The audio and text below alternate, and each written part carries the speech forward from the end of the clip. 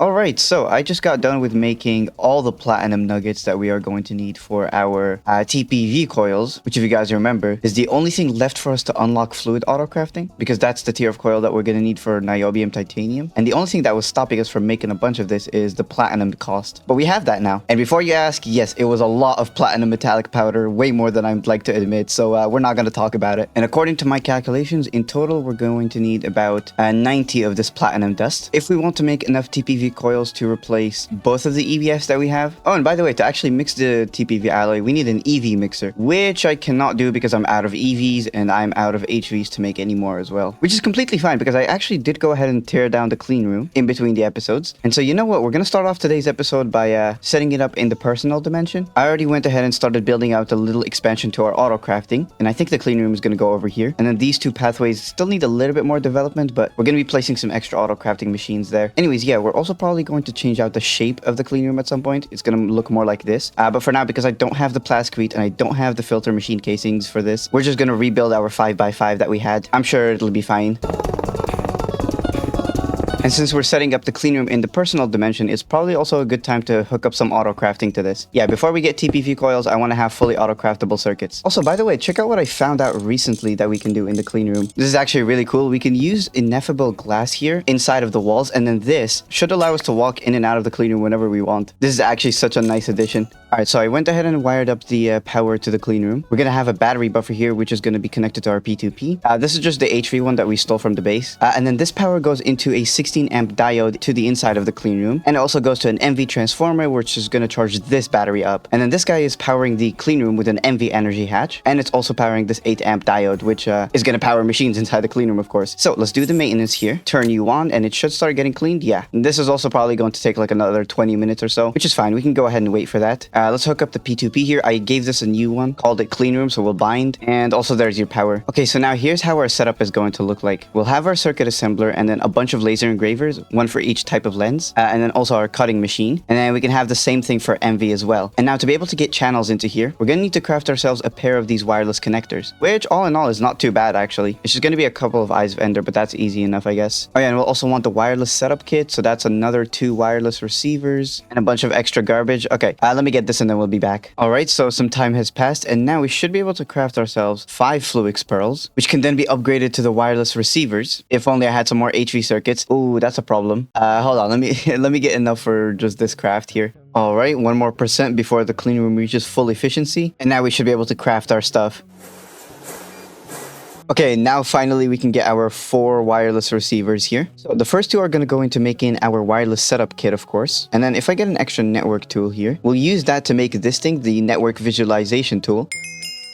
And this is actually really cool. It shows us everywhere that our system is connected to. It even displays the channel so you can like clearly tell what's happening, which I absolutely love. It's great. And this way we really don't even need smart cables, so we can save on those circuits as well. We can also see how the subnet's looking like, which is, well, about what you'd expect. But yeah, this is very cool. Yeah, anyways, let us also get our wireless connectors. I'm missing titanium plates. Hold up. Alright, nice. I guess for now we're going to connect it to this dense cable here. And then because I want to save on power, we'll just place it right there. For the moment, that's a good enough location. And let's go ahead and connect the circuit assembler up. And for now, we can manually supply the liquids, but once we have fluid autocrafting, we can just put this in the pattern instead. Alright, cool. Now let's actually encode a bunch of stuff here then. I want to be able to autocraft all the circuits up to EV. And for now, we're going to use the backlog of materials that we have. Eventually, of course, we're going to want to set in recipes for all the SMDs and like CPUs and whatnot. Also, yeah, now we need to start dumping all the stuff into our drives. Hopefully it actually fits. I don't know if we have enough space. Yeah, alright, nice. It looks like we had enough space for everything. Okay, so now give me 2 workstations here, and we can totally do that. Alright, let's go ahead and connect that up to our EV line, and this is a circuit 1 recipe, so there you go. Alright, well, that was probably the longest intro that I've had to do to an episode yet, so yeah, hello everyone and welcome back to GregTech New Horizons. In the last episode, we moved a bunch of our processes from the overworld, so oxygen, nitrogen, hydrogen production, and also we set up a bunch of chemical reactors to produce us things like polyethylene, polyvinyl chloride, and also silicon rubber. Oh yeah, and this one is also for sulfuric acid, which it seems like the tank is full. That's very nice. The only 2 things that have happened in between the episodes is, of course, as you saw me building a little area for the clean room, and I also set up this electrolyzer here for fluorine. We just haven't interfaced it at the back requesting cryolite, and then that gets conduited over, and then we extract the fluid back into our system. And I also switched out the barrels that we had to a 2x2 drawer here. So actually, if we check now, yeah, we have a pretty decent amount of fluorine. That's not bad. Anyways, it's about time that I start blasting all this stuff, and the recipe is absurdly long. It's 125 seconds at EV, and I need 210 of that, so this is actually gonna take 7 whole hours of blast furnace work, which is quite a bit, so I'm probably gonna leave the server running overnight then. So yeah, when all that is done, I'll bring you right back.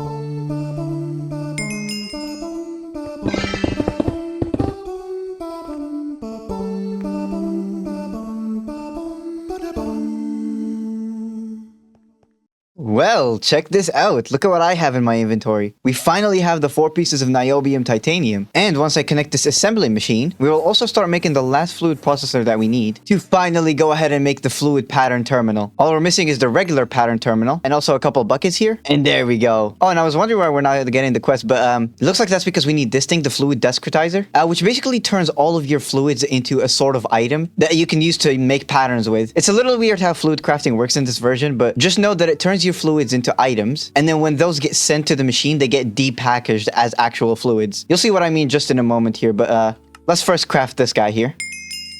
And then this now has to go literally anywhere on our network. We'll just place him here for now, I guess. And if we look at the terminal, yeah, you can see that every fluid that we have on storage bus is showing up as a little item here, as little droplets. But yeah, with these, we can now like encode recipe. So sure, I guess molten nichrome here, because I have it pinned. You can see that the fluids are now actually included in the pattern, unlike with the regular terminal. And yeah, we can use these to craft now, which is great. Let me change out a couple patterns here, specifically for the circuit assembler. And also for the machine hulls, we can now actually include the polyethylene that should be in the recipe. Oh yeah, and patterns that have fluids in them, they have like this purple color. But yeah, let's also do the circuits here. But anyways, yes, so as you just saw in the montage, after quite a bit of AFK time, we finally got the pink coils. And for this, I actually had to overclock our vacuum freezer to EV. I just borrowed a couple generators we had laying around. I even had to borrow some HV hatches from our titanium line. Yeah, we finally did it. We got the pink coils, and then we're also now processing niobium titanium, which, as you just saw, we used to make the fluid terminal. And then also, as you just saw, I set up the laser engraver here with an aqua lens for engraved Lapotron chips. So now we should be able to autocraft these fluid processors from scratch. Oh yeah, I guess we don't have the raw Lapotron crystals, but that should be easily fixable. We can just hook up a dual interface here to our autoclave, and with that pattern, it should be good. Oh, and this also reminds me, any interface that we want to have fluid capabilities will have to be a dual one. So I'm gonna go around and change out the ones that we need to. Let's also try and request like 10 of these dual interfaces. And yeah, as I thought, okay, we're gonna be missing vibrant alloy, engineering processors, and redstone and ruby. Okay, these two are just for the energium dust. We're gonna move the drawers over for them later. The engineering processors, these are just a couple patterns. I do already have the forming presses set up. So yeah, we can easily add all the processors to our autocraftables. Oh yeah, and also for the molten redstone and vibrant alloy, we can have a recipe for those as well. So it's not even that big of a deal. This also means I'm gonna want a fluid extractor on autocrafting. And of course, I'm missing a couple things. Oh yeah, of course, we're gonna want a storage bus on polyethylene now as well. Oh yeah, and by the way, this version of AE2 does support the control clicking to automatically request the rest of the items. Yep, there we go. Oh, and you know what? I might as well also get the fluid solidifier as well. One for ingots and one for rotors.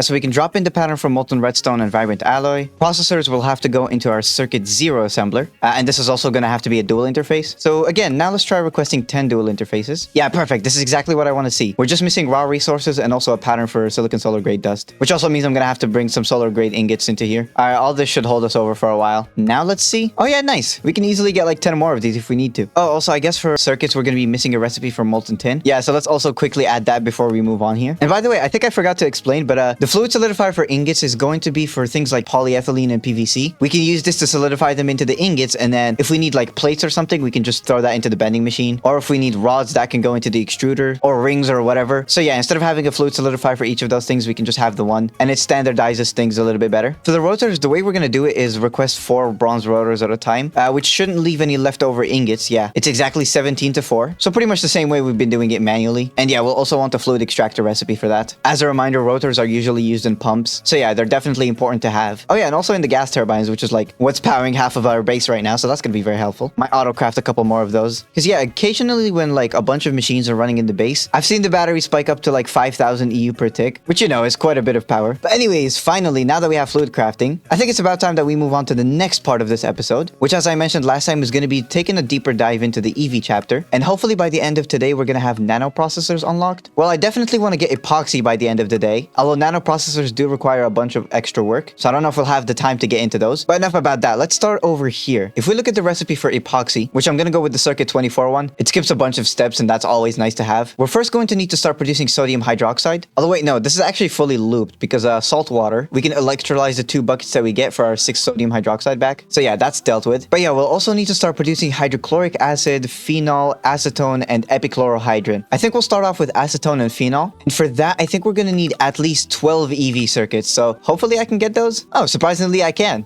Just need to get some tin so that it can be molten down. And also while I'm here, I'm going to grab a bunch of stainless steel because I know we're going to need this as well. All right, now craft me those 12 EVs, please. Oh, and yeah, you know what I forgot to do? I'm not outputting the molten tin back into the system. I always forget to do the input and output logic for this stuff. Anyways, yeah, now they're cooking. The next thing on our list is going to be 2 distillation towers. Oh, which we can definitely auto-craft. This is where we use our EV circuits. And let's also request the machine casings we're going to need. I don't have an exact number on these, but I think we'll need around 100 or so. If we end up with any excess, I'll just recycle them. And now the very last thing we're going to need is 2 pyrolyzed ovens. Plus a bunch of casings. I also don't know how many we're going to need, but let's just go with 80. I think this is also our first pyrolyzed oven, right? Yeah, totally. You know, I was gonna go with the industrial coke oven since this is technically unlocked at EV, but this alloy here, Tantalloy 61, which is what you need for the casings, requires this special dust called yttrium, and the only way to get this is from processing special types of ores, which we currently just don't have. So yeah, for now we're gonna ignore this. Although even then, the pyrolyzed oven here that we have should be more than fast enough for our demand. This is basically just a faster version of our coke ovens that we have back at the base, but this also has some new recipes that give us extra fluids, which we're totally gonna be taking advantage of for this setup. Oh, and actually just one last thing before we can truly get started. I'm gonna go ahead and request like 10 HV energy hatches here. Yeah, I just finished encoding the patterns for this and looks like we can almost do it. I just need to bring over some energetic alloy. And that's of course not a problem at all. Okay, now we should be able to get started. The pyrolyzed ovens here also need some coils to work. So I'm just using the nichrome ones that we have. We need 9 coils per. Anyway, so yeah, remember the areas that I talked about last time? And I said we weren't gonna get to these until today? Well, this is now the time to actually talk about these. So, of course, here we're gonna have the pyrolyzed ovens. And then this is where our distillation towers are going to go. At some point, we're even going to add a third one. And then these 2 spaces here are for another machine that's going to be used to create the input for the 3rd distillation. Oh, but wait, no. We just need the one. Hold up. Yeah, we just need the one of that machine. I don't know why I placed down 2, but anyways, it doesn't really matter right now. You'll see when the time comes. And of course, I said we're going to have 2 of these. So let's place down the 2nd one, I think all the way up here. And then if we right-click the face of the controller on this like arrow that you see, yeah, we can spin around the machine, which is going to make this, well, actually wall shareable. We can share this layer here of casing. That's actually very nice. And then the coils are going to go on the same layer as the controller for both of these. And also for whatever reason, the input bus has to be on this layer on the top of the multi-block. So for us, it's going to be right over here for both of the controllers. So let's get one input bus, right? And then also an output bus, which is going to be for the charcoal, of course. All right, now we also want the energy, which if we double check here, this only uses half an amp of MV. And it's the same thing for the other recipe that we're trying to run. So in total, it's going to be a single amp of MV consumption. And thankfully, the energy hatch can accept 2 amps. So we can wall share this, which is very nice. All right, now for the last special requirements, we're gonna need a muffler hatch. Let's also have our maintenance hatches. And then for the recipes that we're gonna run, we can also give an optional nitrogen bucket to kind of boost the speed a little bit. And so for that input, I guess we can have it over here. Oh, and funny story, actually. I just realized we can't have any hatches or buses on the edges of the multi-block, so everything's going to have to be moved into the inside. And I guess if we want an AE2 connection here, we'll probably want another pair of wireless connectors. Let's see if I can get this. Okay, so skipping a little bit of time, I was actually able to craft those wireless connectors. But unfortunately, no matter how hard I tried, I just couldn't get the multi-block to form whenever anything was inside of the multi-block. So that means we can't really wall share these 2 pyrolyzed ovens, which is fine. I put down some frame boxes here so that we can have them separated out. And this one's still upside down so that we can have the input bus, something like this, and then that should work just fine. Now, some special things to consider here with the multi-block is that all of your outputs have to be on the bottom layer, alongside the maintenance and energy hatches. And also all of your input and the muffler hatch have to be on the top layer, but they can't be on any of the edges. So yeah, that's the kind of configuration that we have here. The only part that kind of sucks is the energy hatch requires requirement because now we have to put them kind of like this. The cable loss is going to be a little weird for this. So anyways, enough yapping now. Let's actually hook up the inputs to this. First of all, here's your power. And then we have a dual interface to supply both the items and fluids, which are nitrogen and spruce logs. We're going to configure the first pyrolyzed oven to circuit 10, and that's going to give us wood tar. We also get some charcoal, but we can actually still make use of it. And we'll give this thing a void upgrade and storage. Now for our second pyrolyzed oven, this is going to be on circuit 8, and that's going to produce us wood vinegar. Now both of those liquids are going to have to go into distillation towers, of course the ones that are over there. And to do that, we're just going to use a fluid P2P. We don't really need to see this on the network. It literally only has one use, which is to be distilled. So there's no point in storing that. We're just going to teleport it straight to the distillation input. Let's just rename the P2Ps real quick to what they are. And the towers, by the way, are both going to have to run at HV. Not sure if we're going to also need a diode for this. Yeah, we'll see. If I have any power problems, then that's the first thing I'm going to do. Anyways, for the input hatches, we can have them right there. Of course, we want our maintenance. And now let's see here. We're going to need 5 outputs for the first DT and then 6 outputs for the second one. All right, that should be easy enough. We're going to have one last fluid P2P here, which we can connect to our fluid import frequency, and then just have a bunch of conduits. Let's also link the wood tar and wood vinegar frequencies. Perfect, the fluids made it into the hatches. And now we just finished the multi-block. All right, well, now let's turn on the DTs and see what happens.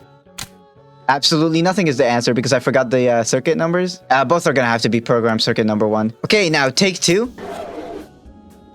Oh, there's the culprit. Apparently, I just didn't connect the P2P. Okay, take number 3. All right, nice. There we go. And now for the other one.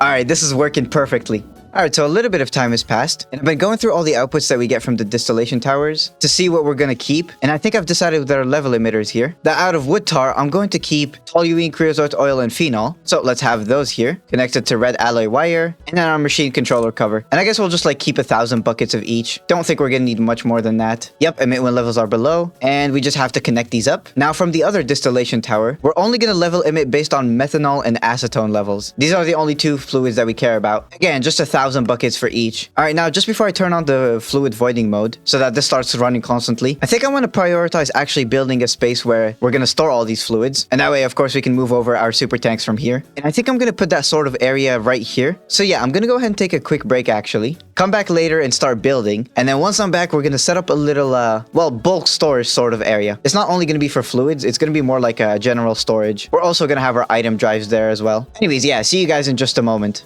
Alright, so welcome back. It's been a while later, and before I show you the room that I went ahead and built for our fluid storage, I did a couple things here that I was supposed to be recording for, but the footage got kind of corrupted, so let's go over those real quick here. First of all, I made myself this wireless charger, which is very, very nice. It was a little bit expensive, taking like a field generator, which is HV circuits, and this new alloy called red steel. It's a mixture of a bunch of garbage here that I somehow had, and then you cook that in the EBF. And if I place this back down, you'll see that it actually starts charging pretty much everything in my inventory, even the HV stuff, all of my armor here and the jetpacks, even the staff of traveling. So it's good to know that the tier of the charger doesn't matter. It still charges any tier of item. Now the second and last thing that I did is adding an assembler here for coding cables. For now we just have this to make the dense covered cables, which I've gone ahead and crafted a bunch of here. I could only make half a stack because well, ironically we're only missing the regular molten rubber here, so that'll probably be something we have to add today. It shouldn't be too bad, and that should actually be everything that I did in between the cuts. Oh, actually no, hold up. I also got this like materials chest. You know, we have a bunch of AE2 components, some storage buses, and some sticky cards as well. Anyways, yeah, so this over here is going to be the build for our fluid and item storage. Items are going to be stored down here in a bunch of drives, and up here we're going to place down a bunch of super tanks, and this should hopefully last us quite a while. Oh yeah, and one last thing before we get started populating this place here is I decided instead of storing everything on the main net, or basically connecting up the storage buses and drives to our main network, I actually went ahead and created a little mini subnet here, just with a single controller and then some P2P tunnels, which we can then hopefully connect to our main network with some extra storage bus logic that we're gonna have. And so actually, first of all, let's give this network some power. And now we can connect up the P2Ps here. I already named them. So we have drives, which is this one right here. This will connect to this output, and then we'll have that be something like that. I'll facade it later. We can also connect up the frequencies for the super tanks. We're gonna have 3 separate P2Ps for this. And all right, yeah, now with all that initial setup out of the way, let's grab the contents of the barrel. And the way that we're gonna connect the networks together is actually quite simple. We are just going to have an interface that's connected to the subnet, and then we'll have a storage bus connected to the main network facing the interface. And this should expose every item that's stored in the drives. And we're definitely going to leave the storage bus on bidirectional. We want to be able to insert and extract items. But that's not all. We're also going to place down a sticky card And you know what? Actually, now that I've done all that explaining, I'm realizing that maybe having a sticky card in the storage bus here is not such a good idea. Anyways, now that item storage is dealt with, I think it's time that we move on to fluid storage. And we're going to be doing that in a similar way, just have an interface on the subnet, a dual one, and then a fluid storage bus on the mainnet. Oh yeah, and before you ask, a configuration like this does not work. You know, where we have a single dual interface connected to both the fluid and regular storage buses. Unfortunately, for some reason that doesn't work, so we do have to have separate interfaces for that. I also don't think I'm going to give a sticky card to this storage bus as well, but I will give him a higher priority. We definitely want all the fluids to be stored here first. And now let's test that out with a couple super tanks here. I have polyethylene and what is that? Polyvinyl chloride. Yep, let's connect these guys up. We shouldn't have to change anything because the super tanks are already locked to what fluid they can accept. And the priority on the mainnet is already on 1,000, so we don't even have to increase the priorities here. And now let's also grab the other super tanks as well. And now we can connect all of these with storage bus. Oh, it looks like we ran out of channels for these last two, which is actually fine. I did think ahead. We're just gonna grab off from that side of the dense connection and then connect up like so. Oh, actually, no, I just thought of a better way to do this. Hold on, wait. If we instead go with the corners, we can have the first line of cable over here. And then for the second line of tanks, we can do the cabling something like this. We'll have tanks on every corner. And that way we shouldn't waste any cables. With storage buses sort of like this. Yeah, this looks a lot better and it's more cable efficient. Oh yeah, and also let's go ahead and move the rest of the tanks that we have here, you know, for the diesel and everything. And instead of having the storage buses and whatnot, we're just gonna get a fluid P2P here and insert all the fluids into it, connect it up to our fluid import channel. I'm just gonna have to set all these conduits to extract on red for some of this stuff like the naphthenic acid. I'm also gonna move the output hatches for the naphtha and sulfuric gas. And then we can also extract on red for these. And I think we're done for this area at least. The only ones left are the water and steam tanks and also this extra tank for methane here. But I don't think I'm gonna move these over for now. It's actually gonna be more inconvenient to have them here than there. So I'd rather just not do that for now. Anyways, here's all of your super tanks. And now if I reconnect everything up, we should see some stuff happening. Okay, good. I'm seeing that the diesel is going up. Anyways, finally, oh my goodness, we did all this work so that we can have some fluid storage for all the outputs of the distillation towers. So let's go ahead and actually add those. Make sure to filter the super tanks first though. And now if we connect everything up, nice, the fluids instantly make it over here. So with that done, we should be able to void excess fluids here and have these distillation towers run constantly. Of course, as long as we're actually needing the three main outputs that we want out of this. And just as a sanity check, let me see. Okay, we're actually not using that much power. Good. I was a little worried about that because of all the machines running right now, but we seem to be fine. Anyway, so just as a reminder, we set up both of those distillation towers to get these 5 main outputs: toluene, creosote oil, phenol, methanol, and acetone, all of which are going to be useful at some point. But the main ones that we're interested in right now are acetone and phenol, which are actually the first 2 out of 4 ingredients that we're going to need for the automation of epoxy. Yeah. So let's continue making progress on that. All we're missing now is a chemical reactor for hydrochloric acid and epichlorohydrin. So for that, I went ahead and gathered up a bunch of materials here, and we're going to start off by placing down 3 entire LCRs. I left some space here for a 5th chemical reactor on this line. This is going to be for PTFE. We haven't gotten to it yet, so actually might even do this in between the episodes. And then we have a 1 block gap here. And then after that, we started a new chemical line. These are all epoxy related machines. Anyways, yeah, let's go ahead and extend our conduit line over. And let's start off with the easy thing, the hydrochloric acid. This is super simple. Just 2 input hatches and 1 output. 1 for hydrogen and 1 for chlorine, which we're actually kind of out of. So that's a little bit of a problem. Let's also have our super tank for that.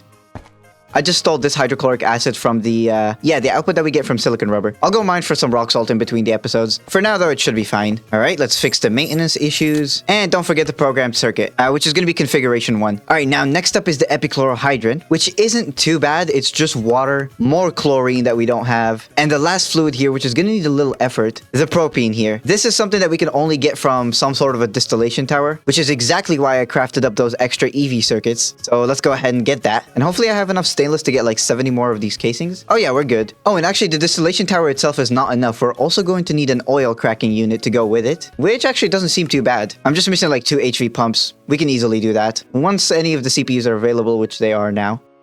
All right, there we go.